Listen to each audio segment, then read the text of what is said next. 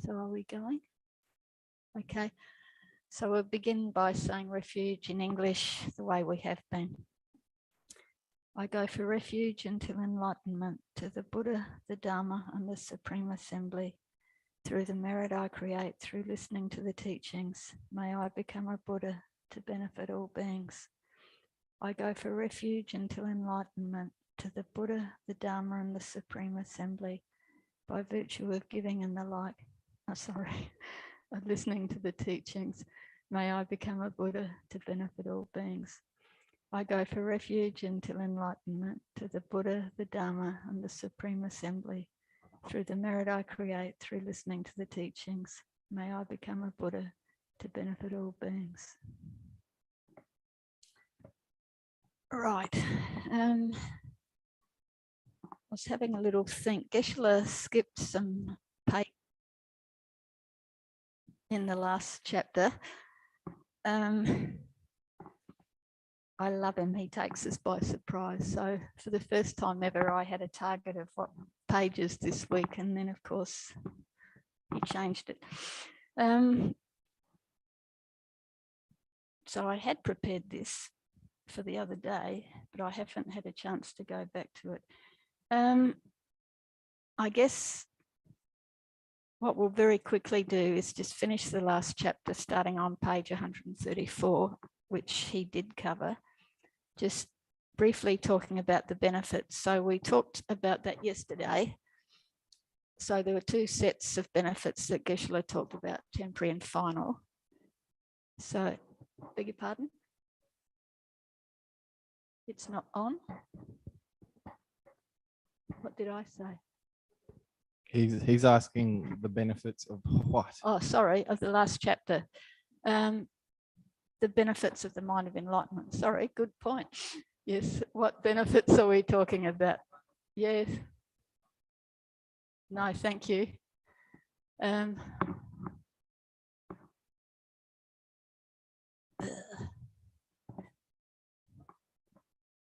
I've got my phone set to remind me to, I can't, where's that mouse? Yeah.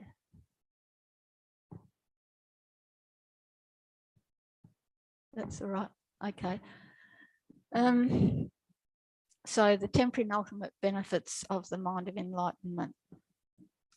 So just, normally I'd ask you, but we went through this yesterday. So the temporary one, to get another high status rebirth, preferably a precious human rebirth.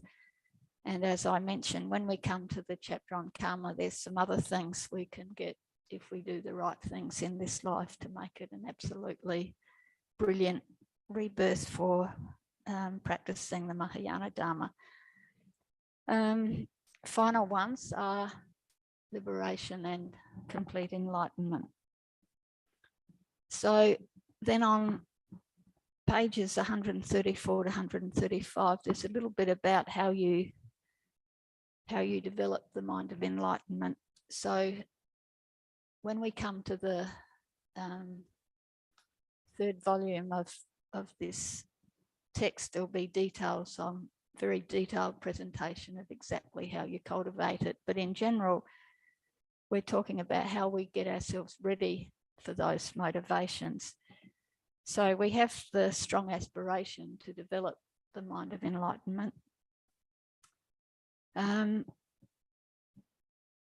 Geshe Sopa, and it is mentioned here, I put numbers by these. I was trying to match it with Geshe Sopa's test. So you first need to meditate on the benefits of the mind of enlightenment, which makes you really wish to develop it. But when we're going for enlightenment, remember, we're trying to focus on the needs of others rather than our own wishes. So obviously we benefit. So meditating on the benefits encourages us, but we remember we're doing it so we can benefit everyone else. So I look at the state of the world and I'm very close to despair. But if I could do anything to make it better, I mean, I do my little bits, and you just hope lots of little bits add up. So if you thought, if you trained enough, you could bring about the benefit of this whole world that we live in, let alone other worlds and other realms, I'd be prepared to work pretty hard if I thought I could do that. So the best way we can do that is to work towards Buddhahood.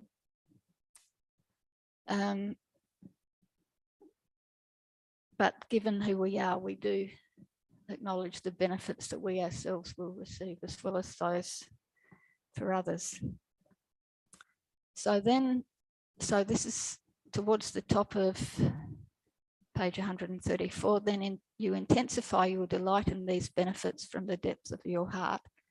This must be accompanied with practicing the 7 branches of worship, along with the practice of refuge.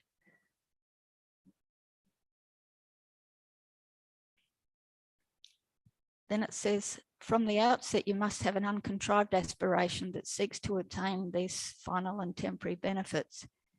If you do not have this, you might say, I will strive to develop this mind on account of those benefits that arise, but it will be mere words. The hollowness of this claim is very clear once you examine your mind. Therefore, first you must train in the thought that is common to persons of small and medium capacities in order to attain the 2 benefits, high status and certain goodness, liberation or omniscience. After you've developed such a wish, you engage in cultivating the spirit of enlightenment, the mind of enlightenment, the attitude that produces these benefits. As you do this, you must develop the great compassion and love that are the foundation of this attitude. In other words, when you contemplate how you wander through cyclic existence, bereft of happiness and tormented by suffering, your body hairs should stand on end. Without this experience, it would be impossible for you to become unable to tolerate other beings' torment while they suffer and are bereft of happiness as they wander through cyclic existence. So these trainings in the small scope and medium scope trainings are incredibly important. I think I mentioned in a previous shoot, I told someone quite experienced once that when I was going to do a Lamrim retreat, I was going to focus on those scopes, and they were shocked. But if I don't have them, there's no basis. It is mere words. And Geshe-la's talked about this, how we need the foundation in ethics. We need to understand karma and its effect. The 6 realms. He talked about another one, which I've forgotten already. Mindfulness of death, was it? I think so. These 3 things, absolute basis. Yes? Okay. Yesterday it was banging and scratching when I had it higher. Okay, we'll try this. Consequently, in the context of the person of small capacity, you reflect on how you are harmed by the suffering of the miserable realms. In the context of the person of medium capacity, you contemplate on how, even in high status, there is suffering and there is no peaceful bliss.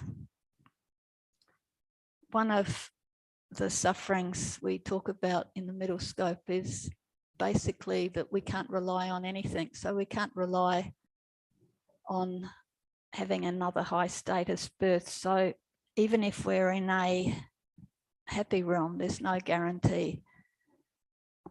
Then you foster the development of love and compassion by cultivating a sense of empathy for living beings whom you hold as close to you. From this, you develop the spirit of enlightenment. Therefore, training in the thought common to persons of small and medium capacities is the method for producing an uncontrived spirit of enlightenment. It is not some separate path along which your teacher leads you.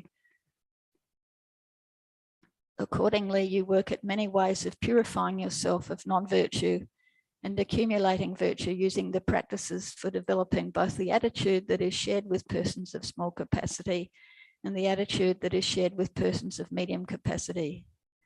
These are practices such as going for refuge and thinking about karma and its effects.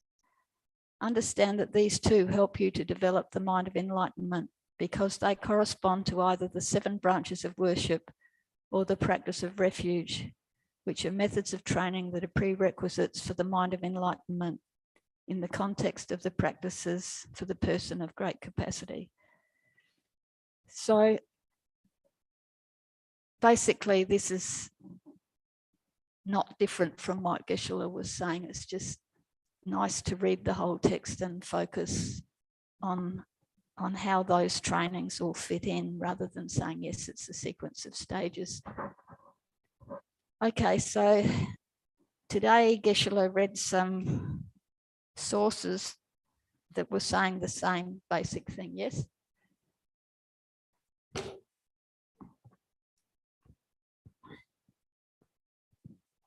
Just before you start on the next, Yep. This morning's teaching, on page 30, 30. 130, I beg your pardon. I was going to say, I'm surprised that you're referring that far back to the introduction to the text. 130. Yep. And just after the little heading in bold, it says, in the beginning, a person who is to become a Buddha develops the spirit of enlightenment. Now that is the small capacity. In the middle, this same person accumulates the collections of merit and sublime wisdom. And in the end, this person actualizes perfect Buddhahood. All these actions are solely for the welfare. What I'm getting at is this spirit of enlightenment, that's the same as saying mind of enlightenment. Yes. Is that right? Yep. Well, I think I can head off your question. They're talking about the beginning of the Mahayana path. Oh. So you have the hearer's path that leads, and we won't go into this in detail for those of you who don't know. You start at the path of accumulation, which is when you actually enter a path when you have generated uncontrived renunciation of cyclic existence. That's when you enter the hearer path or the solitary realizer path, and you progress through a series of stages till you get to what's called the path of no more learning, which in their case would be either being a hearer arhat or a solitary ruler arhat, that we also call a Prajika Buddha. Okay, if you're entering the great vehicle path, the Mahayana path, you do that the minute you have developed an uncontrived mind of enlightenment, and then you accumulate the collections of merit and wisdom. We're attempting to accumulate them, but because our minds aren't strong like that of a bodhisattva, we're letting little bits of wisdom and little bits of merit compared to the merit that a bodhisattva accumulates, given that every action they do is qualified by the mind of enlightenment, which, as we said yesterday, it magnifies the virtue, magnifies the merit. And then the end of it, at the end, this person actualizes perfect Buddhahood. So that is the path of no more learning for someone who's on the great vehicle path. So here where they're talking about in the beginning, they're talking about in the beginning, you can put in a little of the great vehicle path. What would make us aware of that when we're reading this? I mean, it just says here the paths of the three types of persons. It doesn't say anything about the path of That's right. That's fair enough. I think once you know it, it's so implicit. Like I didn't even blink when I read that. But if you're coming, not having done a little bit of study of the, what would you call it? Grounds and paths, I suppose, then it's not so clear cut. So it's okay. It's good that you asked the question. So it's the person who's on the path of? Well, technically, a person, although this talks about stages of the path, you're not actually on any path, if you're going to be technical, until you have generated uncontrived renunciation. Now, with bodhicitta, that comes with uncontrived renunciation. So we mentioned yesterday whether it's sort of a separate mind or included within. It's probably a separate mind because its object and so on might be different. But anyway, it happens at exactly the same time as you develop bodhicitta.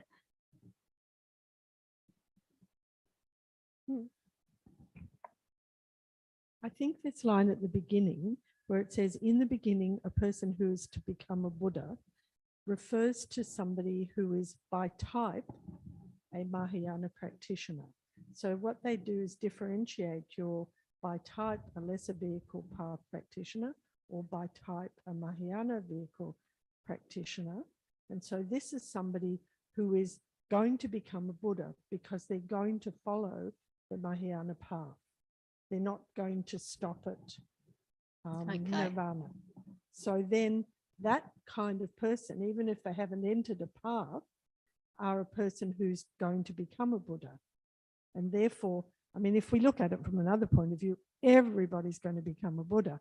But this is talking about somebody who has met the Mahayana at some stage, either in a past life or this life, and is striving towards that thing of Buddhahood, even if they haven't entered a path yet.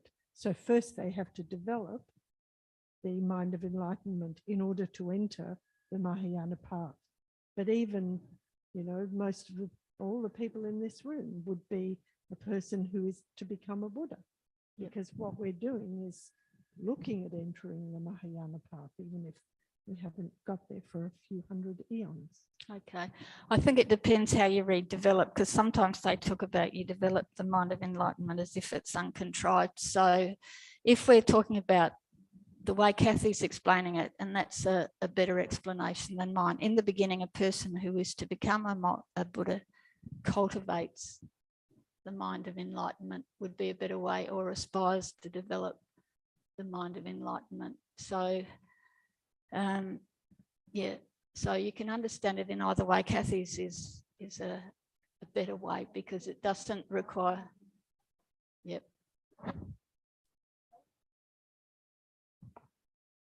It could be after you've entered the path and you have the mind of enlightenment, then you develop it through those 22 stages. Or it could be that before you enter the path, you're just wanting to develop it. You can understand it in either way, but it's certainly not talking about someone who is a person of small capacity.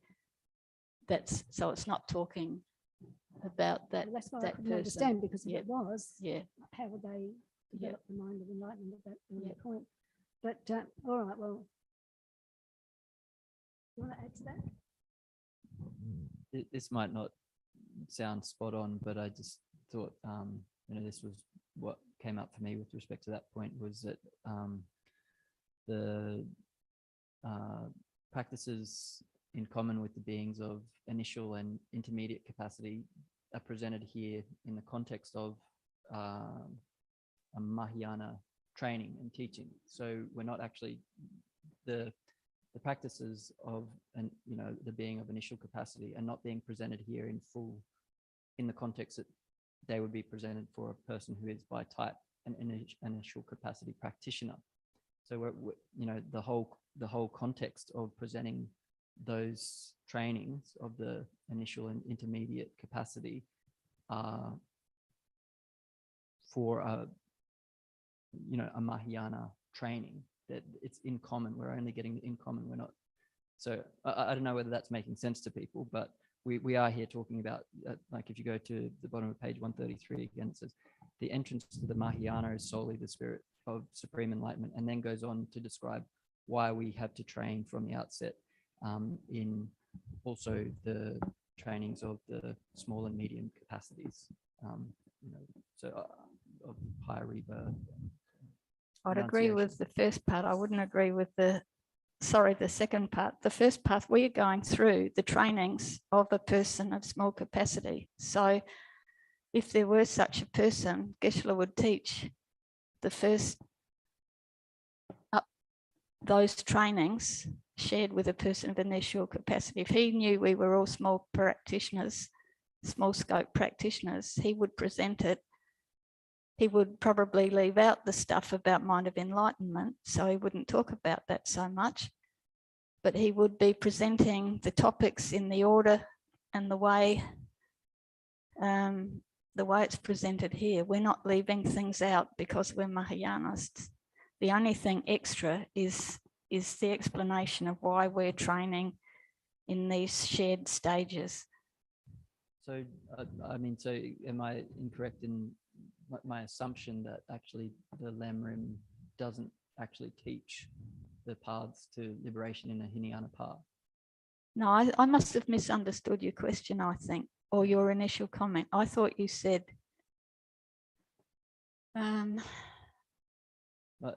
But maybe I'm just not presenting it very clearly, but I'm basically making the kind of point that, in my understanding, we're being taught the practices in common with the initial Yeah. and intermediate yeah, capacity being, but we're not being taught them in the sense of actually for achieving the result of initial capacity practitioner. well, actually we are, but we are I don't know. aiming higher than that. But we want the same Oh, is it? result. We want Oh, the- another higher state rebirth, and we want the best possible higher realm rebirth, the same as they do. Yeah. But we want one with the 8. Oh, I Um, guess I would say we're not aiming for that alone, because if we That's were, right. you know, in the intermediate capacity, then we would just, couldn't we just, you know, attain liberation and you know, Yeah. all good. And this is We what wouldn't be Kathy's moving on saying. to the Mahayana in that case. I don't really understand what you're trying to say. Okay. I'm sorry. We'll put it aside. It was just, you know, maybe not that relevant, but I thought I had a point there. I was trying to Have you- address the doubt that had come up here.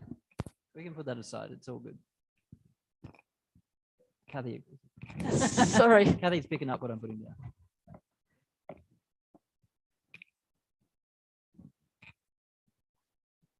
Yeah, it's a bit troubling that we're within the paths of the 3 types of persons, and then it's pointed out that I'm not thinking about the person on the lower scope. I'm thinking about the person on the lower scope of a different path, sort of thing.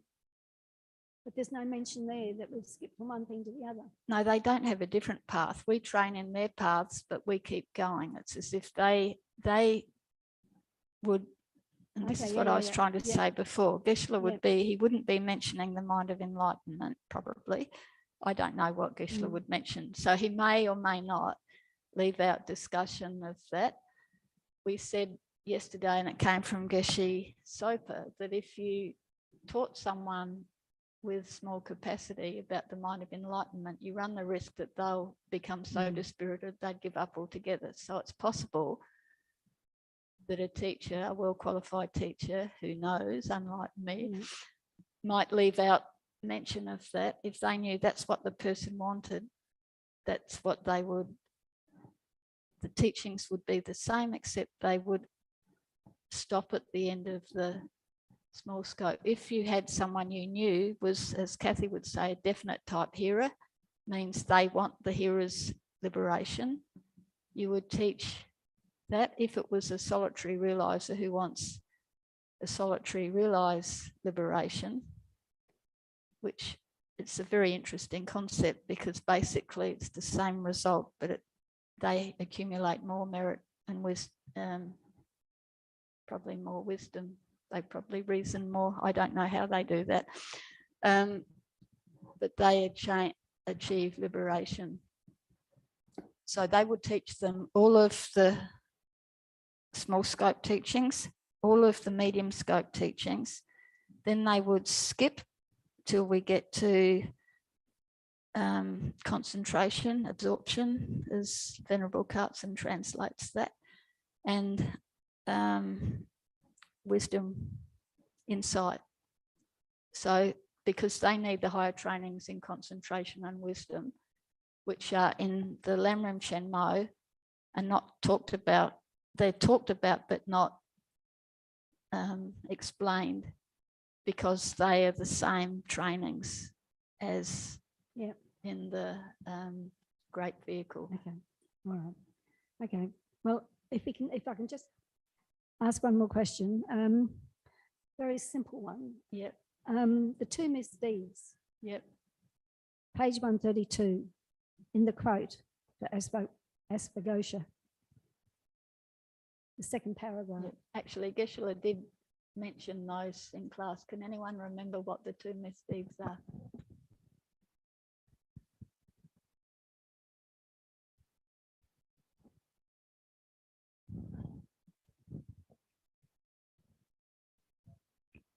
Prescribed actions. Yep. Okay, so you take a pratimoksha vow. So the vows help you to restrain your behaviour, because basically there's a great benefit if you can keep the vow purely.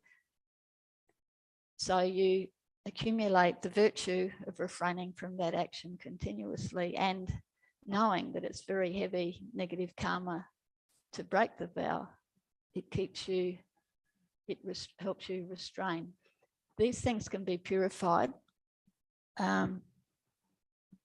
Some vows, and Geshe Sopa talks about this, if you have infractions of vows, like the Bodhisattva vow, if you don't keep it 100% purely, you can purify most of it. There are some things that will cause you to lose your vow. And if you've got the Bodhisattva vow, you know that. And he's also saying with a tantric vow, and I don't have them, so I don't know, but Geshe Sopa says it causes huge damage to you spiritually to break them. So that's why he's saying guard them at the cost of your life. Proper description of the two misdeeds. Natural misdeeds. So natural misdeeds, so they're Natural negative by misdeeds. nature. So They're what, sorry? killing, things that harm other people or harm your own mind. Well, that's why it seems odd that in the first paragraph, they've got those Now, in the first, They're- they talk they're- about the four root virtues. ones. Yep.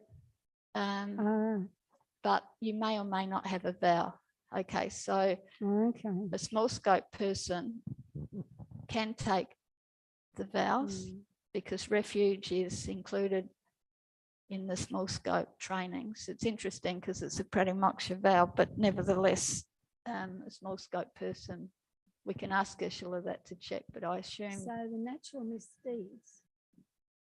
natural misdeeds are things that are negative by nature. So things like the 10 non-virtues. So can someone list those? Lines.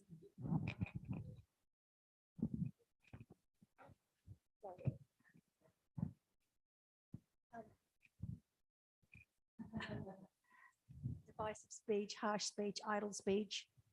That's to do with speech. And then it's body speech and, like. Yeah. Sorry. Yes.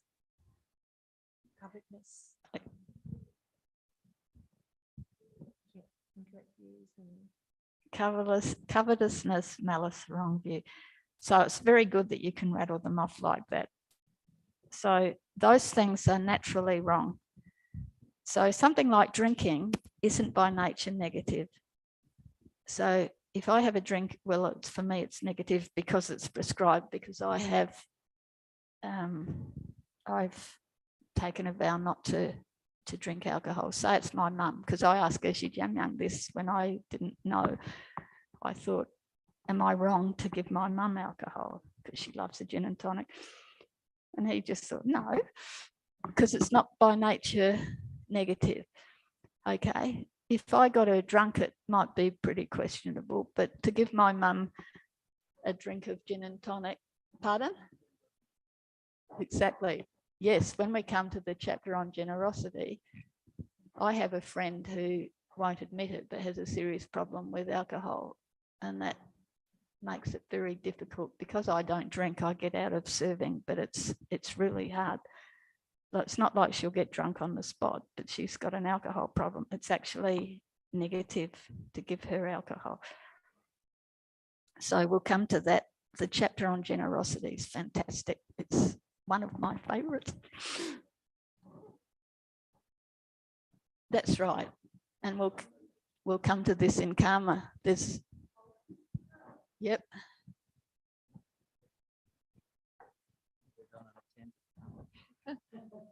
Just one little question in regards to that. So I don't drink alcohol anymore, and I'm wheat free. And somebody offered me a bottle of wine the other day and some chocolates that had wheat in them. I knew I'm supposed to accept things because of the vows in the thing. You're supposed to accept them, but I didn't. I just went, oh, thank you, but I don't do that and I don't do that. So maybe I'll just say thank you. I'm accepting them and I'm giving them back to you so you can give them to someone else, because Well, you can It's say just that, or you can accept it and give them to someone else. However, if they're going to keep doing it, then it might be easier just to Yeah. say, So- thank you, I really appreciate the thought, but yeah. But at first I actually just said no. And then I thought of the thing later to accept it and give it I back. think you just have But you to just use your have own to- judgment. But again, as Paul was Yeah. saying, the motivation is the key thing there. But you do it as skillfully as you can, whatever you do. I had friends who, when I used to eat meat, I invited for lunch, and when they arrived, they told me they were vegetarian. I would have been very happy for them to be vegetarian. Lots of my other friends were. But telling me when they arrived, thanks for that. All they had to say is, thanks, we'd love to come for lunch. Do you know we're vegetarian? That's all they had to say. Anyway, now that I'm a vegetarian, all I have to do is watch out for vegans. Okay. Yes.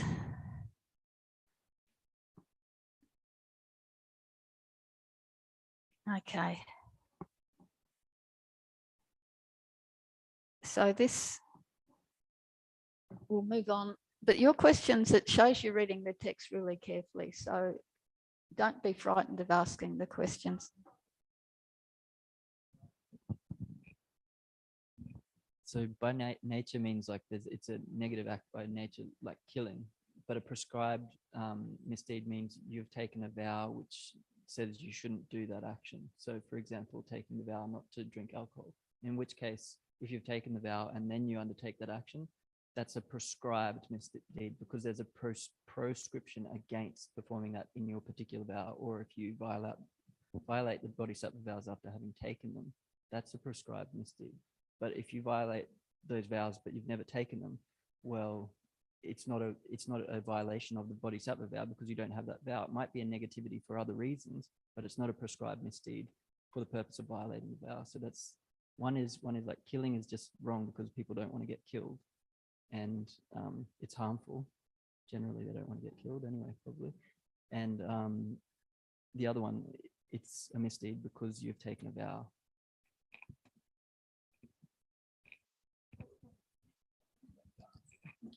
Okay. Actually, just while we mentioned the negative actions of mind, reminded me, it happens a couple of times in Geshe Sopa's book, and our translator said it twice. What is a wrong view? We went over this the other day. Yep. That things are permanent. No. No, No. that are causeless. No. Oh, sorry. Things are not quite. You're on the way. Yep. Paul? I was going to say, rejecting the scriptures, rejecting, Four Noble Truths and so on. These are wrong views to reject those teachings. Okay. Kerry's going to have another go. Rejecting karma, cause and effect. That's one of them.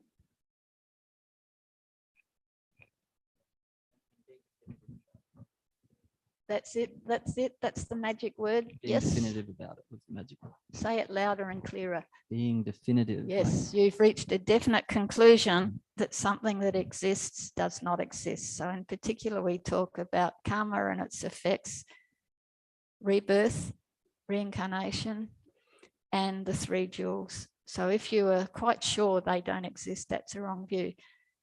If you hold a tenet, for instance, which is a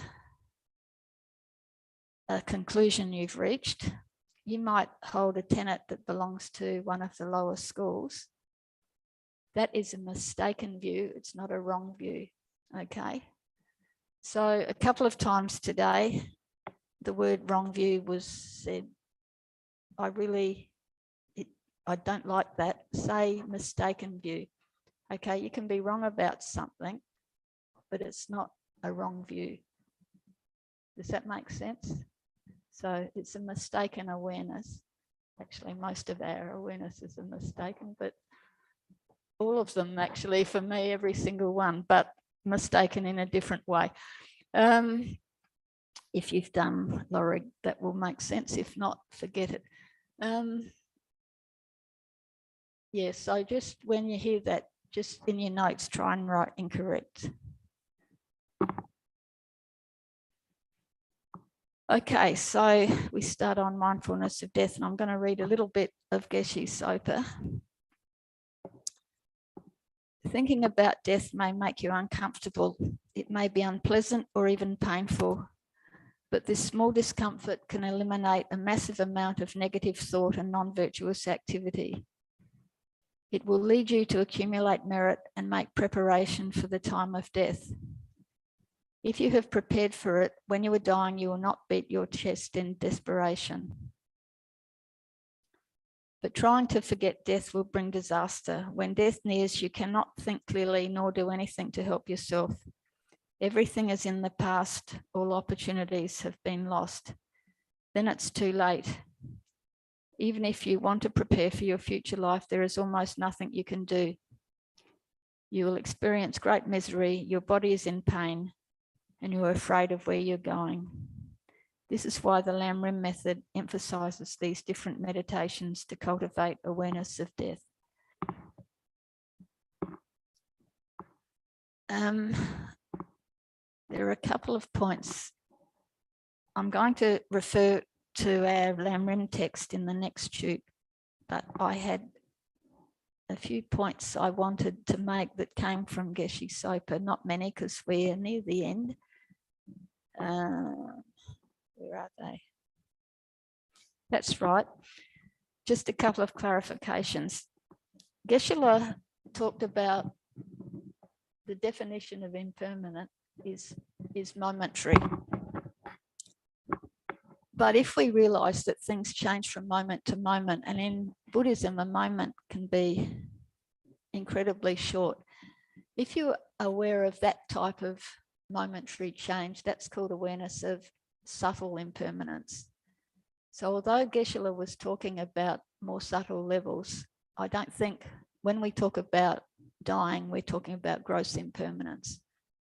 Most of the tenet schools say you don't get a perceptual realization of subtle impermanence until an Arya path. The middle way consequence school says an ordinary being can gain a perceptual realization. Thank you. This is Barbara and I were discussing old age today as words disappear from your mind.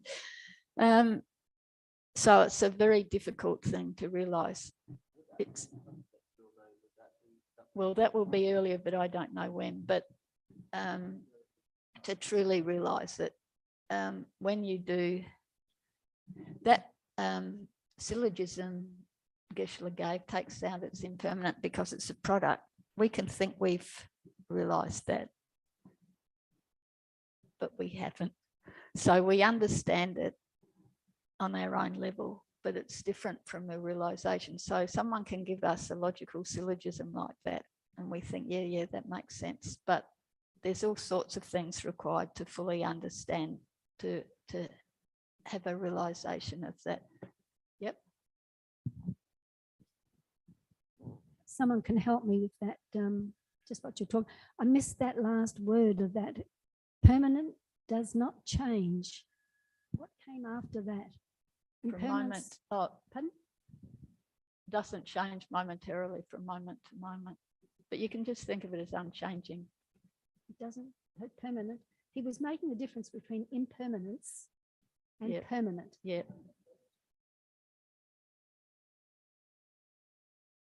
So he wasn't debating that. He was just stating that. No, he was saying that All right. actually occasionally, very occasionally, you'll hear permanent meaning everlasting.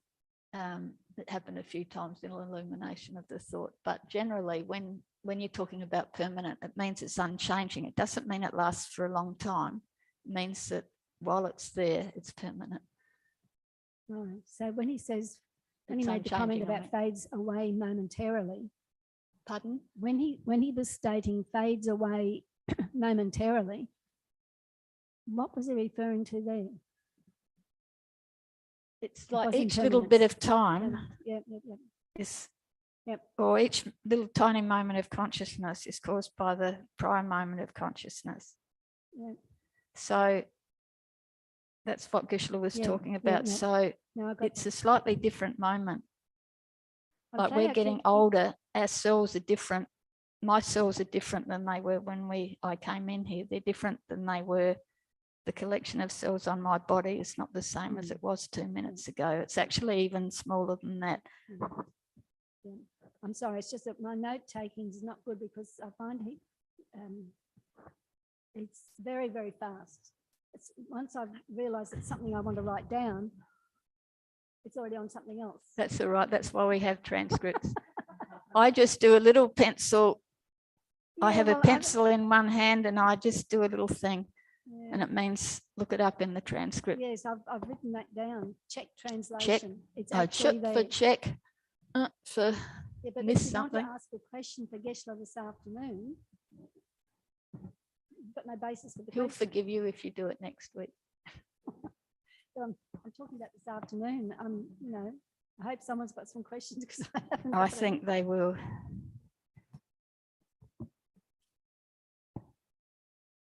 Oh, one other little thing that's not particularly critical, but he did say the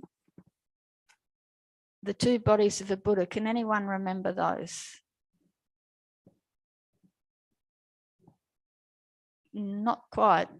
So the form body is the Rupakaya, and there's two form bodies.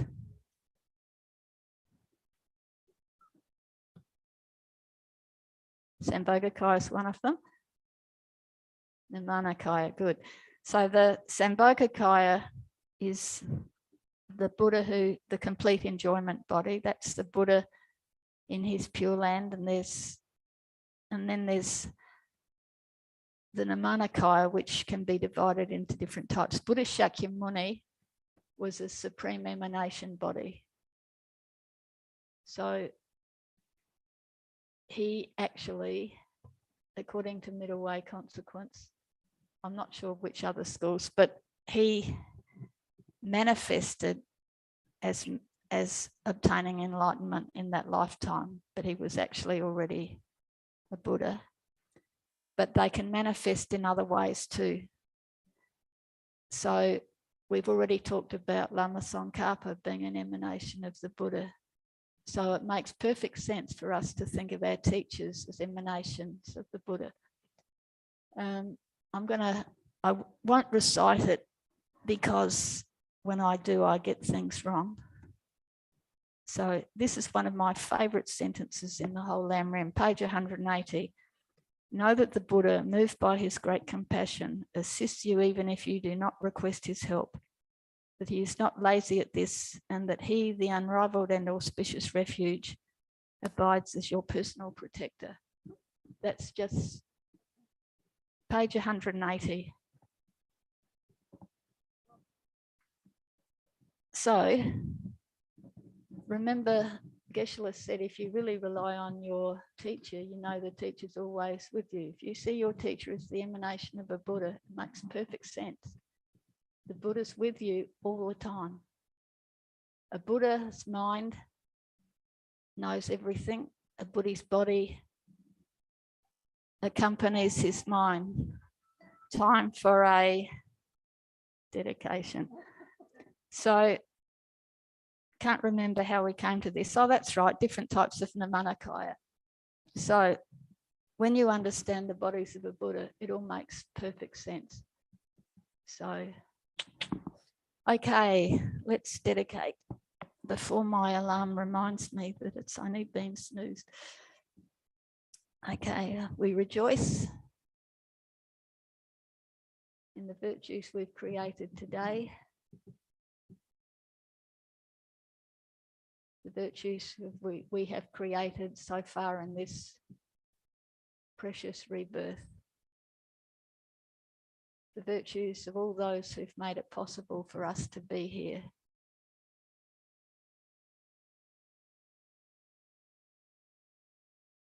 And if we thought about this long enough, we could spend all day thinking about the people who've contributed one way or another to us being here. So we rejoice the happiness that will bring to those beings.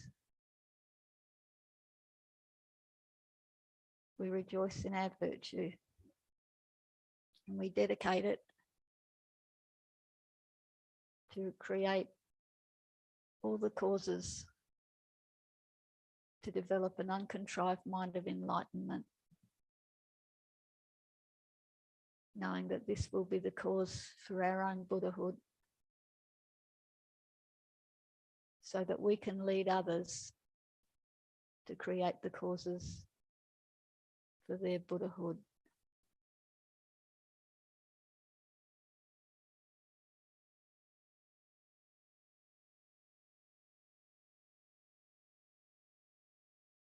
Thank you.